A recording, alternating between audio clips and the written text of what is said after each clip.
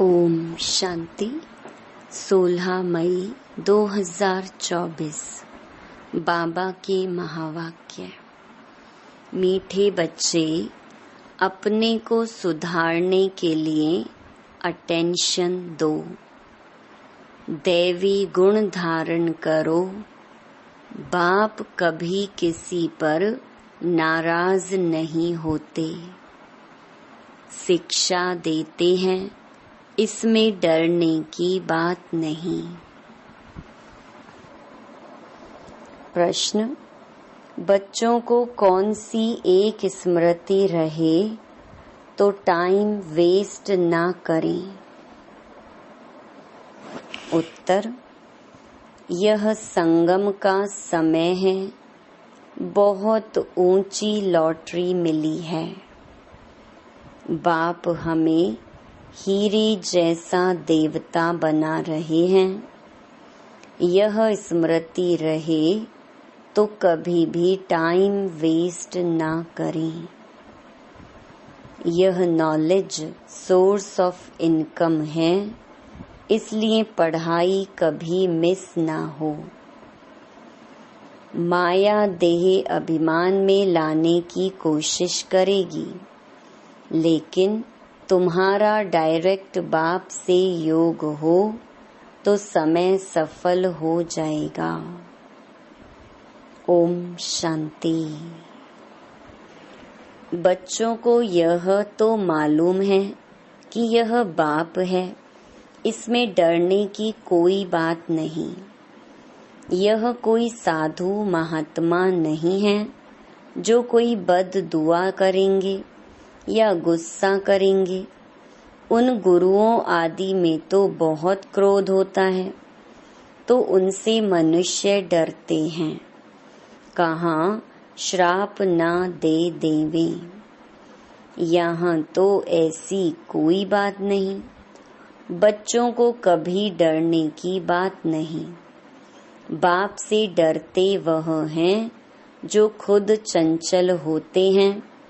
वह लौकिक बाप तो गुस्सा भी करते हैं। यहाँ तो बाप कभी गुस्सा आदि नहीं करते हैं। समझाते हैं, अगर बाप को याद नहीं करेंगे तो विकर्म विनाश नहीं होंगे। अपना ही जन्म जन्मांतर के लिए नुकसान करेंगे। बाप तो समझाने देते हैं, आगे के लिए सुधर जाएं। बाकी ऐसे नहीं कि बाप नाराज होते हैं। बाप तो समझाते रहते हैं, बच्चे अपने को सुधारने के लिए याद की यात्रा पर अटेंशन दो। साथ साथ चक्कर को बुद्धि में रखो, दैवी गुण धारण करो। याद है मुख्य। बाकी सृष्टि चक्र की नॉलेज तो बहुत सिंपल है। वह है सोर्स ऑफ इनकम, परंतु उनके साथ दैवी गुण भी धारण करने हैं। इस समय है बिल्कुल आसुरी गुण। छोटे बच्चों में भी आसुरी गुण होते हैं, लेकिन उन्हों को मारना बिल्कुल नहीं है और ही सीखते हैं। वहाँ सतयुग में तो सीखना नहीं होता है। यहाँ तो माँ बाप से बच्चे सब सीखते हैं। बाबा गरीबों की बात करते हैं, साहूकारों के लिए तो यहाँ जैसे स्वर्ग है।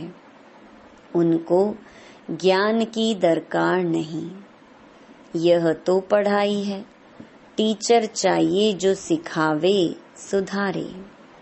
तो बाप गरीबों से बात करते हैं, कैसी हालत है, कैसे कैसे बच्चे खराब होते हैं। माँ बाप को सब देखते रहते हैं, फिर छोटेपन में ही सब खराब हो जाते हैं। यह रूहानी बाप कहते हैं, मैं भी गरीब निवाज हूँ। समझाता हूँ, देखो इस दुनिया में मनुष्यों की क्या हालत है। तमो प्रधान दुनिया है। तमो प्रधान की भी कोई हद होती है ना। 1250 वर्ष तो कलयुग को हुए, एक दिन भी कम जास्ती नहीं। दुनिया जब पूरी तमो प्रधान हुई तब बाप को आना पड़ा।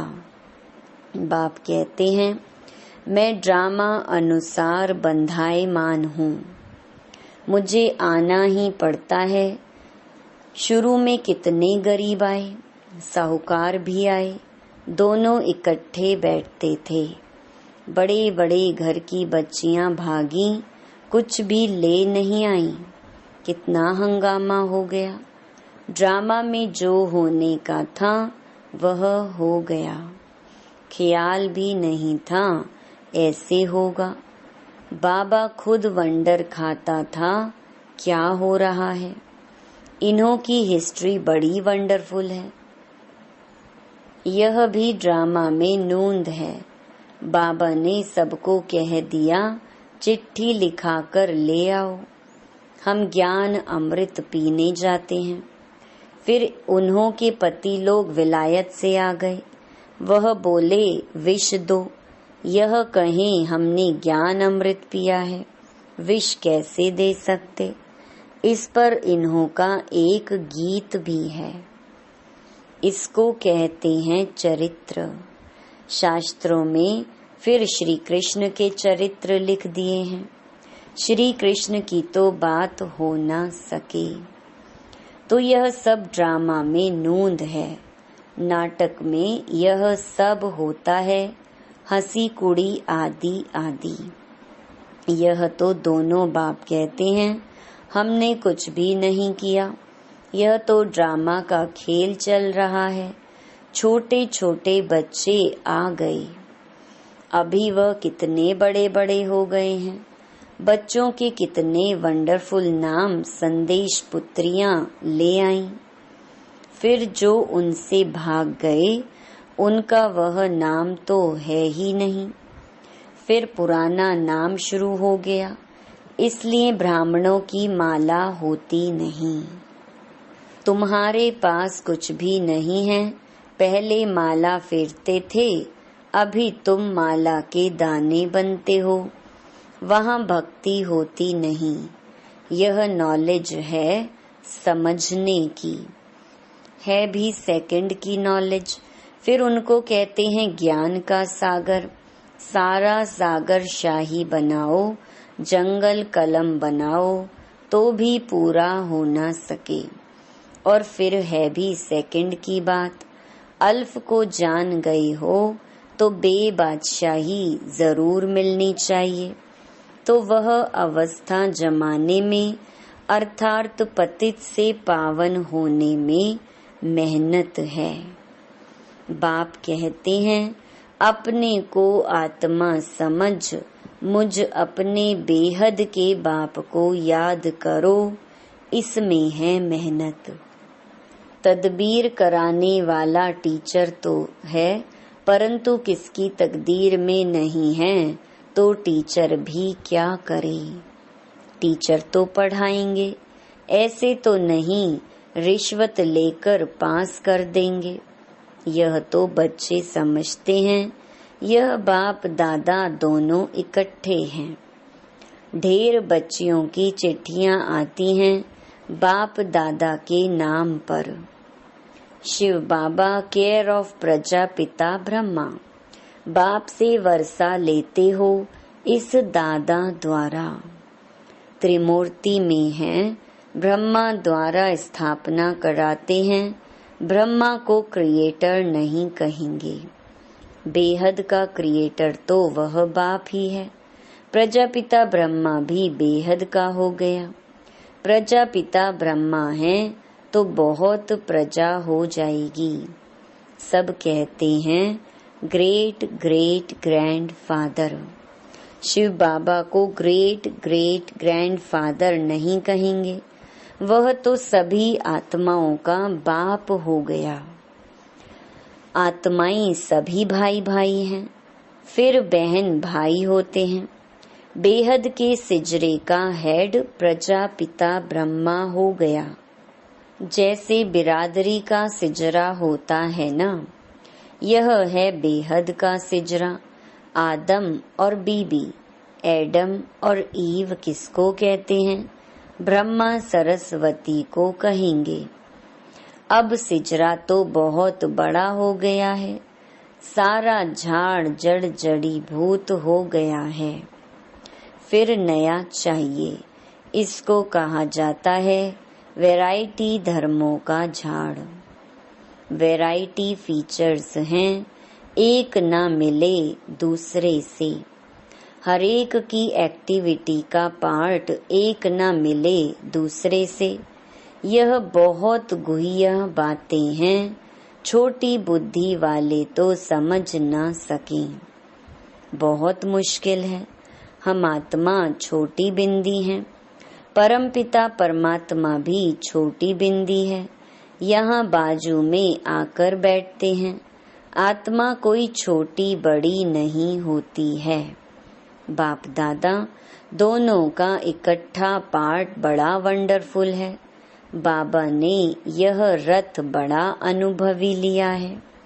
बाबा खुद समझाते हैं, यह भाग्यशाली रथ है।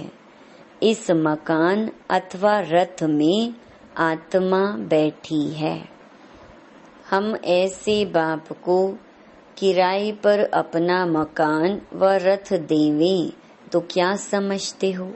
इसलिए इनको भाग्यशाली रथ कहा जाता है, जिसमें बाप बैठ तुम बच्चों को हीरे जैसा देवता बनाते हैं। आगे थोड़े ही समझते थे, बिल्कुल तुच्छ बुद्धि थे। अभी तुम बच्चे समझते हो तो फिर अच्छी रीति पुरुषार्थ भी करना चाहिए, टाइम वेस्ट नहीं करना चाहिए। स्कूल में टाइम वेस्ट करने से नापास हो जाएंगे। बाप तुमको बहुत बड़ी लॉटरी देते हैं। कोई राजा के घर जन्म लेते हैं तो जैसे कि लॉटरी मिली ना। कंगाल हैं तो उनको लॉटरी थोड़े ही कहेंगे। यह है सबसे ऊंची लॉटरी। इसमें टाइम वेस्ट नहीं करना चाहिए। बाबा जानते हैं माया की बॉक्सिंग है। घड़ी घड़ी माया देह अभिमान में लाती है। तुम्हारा बाप के साथ डायरेक्ट योग है, सम्मुख बैठी है ना, इसलिए यहाँ रिफ्रेश होने आते हो ड्रामा अनुसार। बाप कहते हैं मैं तुमको जो समझाता हूँ वह धारण करना है। यह ज्ञान भी तुमको अभी मिलता है, फिर प्रहलोप हो जाता है। ढेर आत्माएं चली जाती हैं शांति धाम। फिर आधा कल्प के बाद भक्ति मार्ग शुरू होता है। आधा कल्प से तुम वेद शास्त्र पढ़ते आए, भक्ति करते आए हो। अब मूल बात समझाई जाती है कि तुम बाप को याद करो तो जन्म जन्मांतर के विकर्म विनाश हो। यह नॉलेज है सोर्स ऑफ इनकम। इससे तुम पद्मा पदम भाग्यशाली बनते हो, स्वर्ग के मालिक बनते हो। वहाँ तो सब सुख है। बाप याद दिलाते हैं तुमको स्वर्ग में कितने अपार सुख दिए हैं। तुम विश्व के मालिक थे, फिर सब गंवा दिया।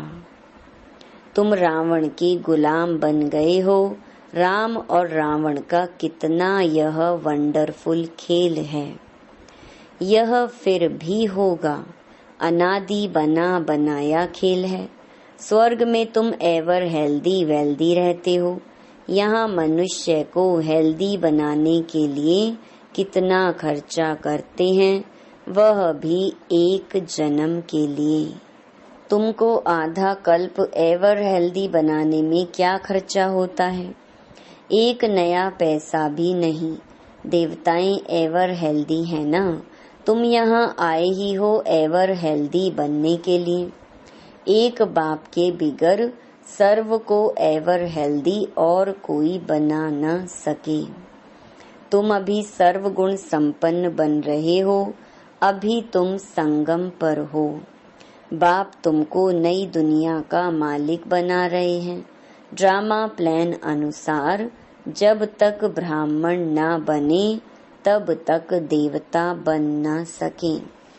जब तक पुरुषोत्तम संगम युग पर बाप से पुरुषोत्तम बनने न आए तो देवता बन न सके।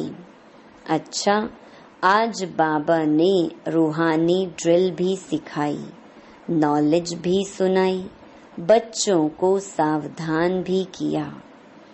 गफलत नहीं करो, उल्टा सुल्टा बोलो भी नहीं, शांति में रहो और बाप को याद करो। अच्छा, मीठे मीठे सिकिलधे बच्चों प्रति मात पिता बाप दादा का याद प्यार और गुड मॉर्निंग। रूहानी बाप की रूहानी बच्चों को नमस्ते। धारणा के लिए मुख्य सार। पहला, विकर्म विनाश कर स्वयं को सुधारने के लिए याद की यात्रा पर पूरा अटेंशन देना है। दैवी गुण धारण करने हैं। दूसरा, देवता बनने के लिए संगम युग पर पुरुषोत्तम बनने का पुरुषार्थ करना है। गफलत में अपना टाइम वेस्ट नहीं करना है। वरदान, ज्ञान के श्रेष्ठ खजानों को महादानी बन दान करने वाले मास्टर ज्ञान सागर भव। जैसे बाप ज्ञान का सागर है, ऐसे मास्टर ज्ञान सागर बन सदा औरों को ज्ञान दान देते रहो। ज्ञान का कितना श्रेष्ठ खजाना आप बच्चों के पास है। उसी खजाने से भरपूर बन याद के अनुभवों से औरों की सेवा करो। जो भी खजाने मिले हैं, महादानी बन उनका दान करते रहो, क्योंकि यह खजाने जितना दान करेंगे उतना और भी बढ़ते जाएंगे। महादानी बनना अर्थात देना नहीं, बल्कि और भी भरना। स्लोगन, जीवन मुक्त के साथ देह से न्यारे विदेही बनना, यह है पुरुषार्थ की लास्ट स्टेज। मातेश्वरी जी के मधुर महावाक्य। गुप्त वेशधारी परमात्मा के आगे कन्याओं माताओं का संन्यास। अभी दुनियावी मनुष्यों को यह विचार तो आना चाहिए कि इन कन्याओं माताओं ने संन्यास क्यों लिया है। यह कोई हठ योग कर्म संन्यास नहीं है, परंतु बिल्कुल सहज योग, राज योग, कर्म योग संन्यास जरूर है। परमात्मा खुद आए जीते जी देह सहित देह के सभी कर्मेंद्रियों का मन से संन्यास कराता है, अर्थात 5 विकारों का संपूर्ण संन्यास करना जरूर है। परमात्मा आए कहता है, दे दान तो छूटे ग्रहण। अब माया का यह ग्रहण जो आधा कल्प से लगा हुआ है, इससे आत्मा काली पतित बन गई है। उनको फिर से पवित्र बनाना है। देखो, देवताओं की आत्माएं कितनी पवित्र और चमत्कारी हैं। जब सोल पवित्र है तो तन भी निरोगी पवित्र मिलता है। अब यह भी संन्यास तब हो सकता है जब पहले कुछ चीज मिलती है। गरीब का बालक साहूकार की गोद में जाता है तो जरूर कुछ देख गोद लेता है, परंतु साहूकार का बालक गरीब की गोद में नहीं जा सकता। तो यहाँ यह कोई अनाथ आश्रम नहीं है, यहाँ तो बड़े बड़े धनवान कुलवान माताएं कन्याएं हैं, जिन्हों को दुनियावी लोग अब भी चाहते हैं कि घर में वापस आ जाएं, परंतु इन्होंने क्या प्राप्त किया जो उस मायावी धन पदार्थ अर्थात सर्वंश संन्यास किया है। तो जरूर उनसे उन्हों को जास्ती सुख शांति की प्राप्ति हुई, तभी तो उस धन पदार्थ को ठोकर मार दी है। जैसे राजा गोपी चंद ने अथवा मीरा ने रानी पने का अथवा राजाई का संन्यास कर लिया। यह है ईश्वरीय अतीन्द्रिय अलौकिक सुख, जिसके आगे वो दुनियावी पदार्थ तुच्छ हैं। उन्हों को यह पता है कि इस मरजीवा बनने से हम जन्म जन्मांतर के लिए अमरपुरी की बादशाही प्राप्त कर रहे हैं, तब ही भविष्य बनाने का पुरुषार्थ कर रहे हैं। परमात्मा का बनना माना परमात्मा का हो जाना, सब कुछ उसको समर्पण कर देना, फिर वो रिटर्न में अविनाशी पद दे देता है। तो यह मनोकामना परमात्मा ही आकर इस संगम समय पूर्ण करता है, क्योंकि अपन जानते हैं कि विनाश ज्वाला में तन मन धन सहित सब भस्मीभूत हो ही जाएगा। तो क्यों ना परमात्मा अर्थ सफल करें। अब यह राज भी समझना है कि जब सब विनाश होना है तो हम भी लेकर क्या करें। हमको कोई सन्यासियों के मुहाफिक मंडलेश्वर के मुहाफिक यहाँ महल बनाए नहीं बैठना है, परंतु ईश्वर अर्थ बीज बोने से वहाँ भविष्य जन्म जन्मांतर इनका बन जाना है। यह है गुप्त राज। प्रभु तो दाता है, एक देवे 100 पावे, परंतु इस ज्ञान में पहले सहन करना पड़ता है। जितना सहन करेंगे उतना अंत में प्रभाव निकलेगा, इसलिए अभी से लेकर पुरुषार्थ करो। अच्छा, ओम शांति।